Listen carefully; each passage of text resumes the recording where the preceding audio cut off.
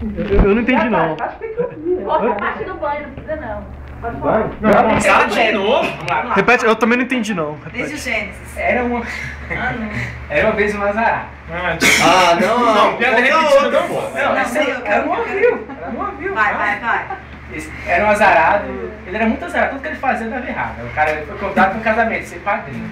Aí ele foi tomar banho, se saboou todinho. Quando ele tava todo cheio de sabão, a água acabou. Ele falou, nossa, e agora? Foi pra casa do vizinho depois de tomar banho. Aí foi, bichou a roupa, smoke, tudo bonitinho. Aí ele não foi pro casamento andando. Chegou a metade do caminho, passou um, jogou um monte de água nele. Ele, nossa, me subi todo dia, eu sou muito azarado, não dá certo. Foi pra casa do amigo dele de novo, vestiu outra roupa e continuou seguindo o caminho dele. Aí ele pegou um ônibus pra ir pro casamento, só que o ônibus quebrou na metade do caminho. E ele chegou atrasado, já tava na festa do casamento, não tava mais na cerimônia. Aí, nossa, sou azarado demais. Do jeito que eu sou azarado, eu nem vou entrar na festa, porque se eu entrar lá é capaz de começar uma briga e apanhar de graça. Aí ele ficou do lado de fora, lá na esquina, assistindo a festa de casamento. Lá dentro começou a briga, todo mundo brigando, se batendo lá dentro, aí um rapaz pegou a garrafa pra jogar no outro. Aí jogou, só que o outro abaixou. Só que quando eu abaixou a garrafa, foi lá na esquina, na cabeça do azarado.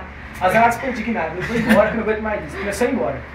Aí no metade do caminho ele achou o tijolo. Ele, quer saber? Eu vou voltar e vou levar alguém comigo.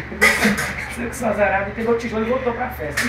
Chegou lá na esquina, ele jogou o tijolo e saiu correndo. Aí cheio feliz, rindo. Chegou só azarado, mas eu me também. Aí chegou. O tijolo. Aí chegou em casa, de madrugada, amigo dele, abre a porta. O que foi? Que foi? A sua mãe, rapaz, você que tem ela. Tá no hospital, um tijolo pegou na cabeça dela. Você já contou? Eu acho que é uma... Foi mal, Olha, questões agora... Tá sendo negativo. Mas se o cara é a pé, por que ele pegou o ônibus?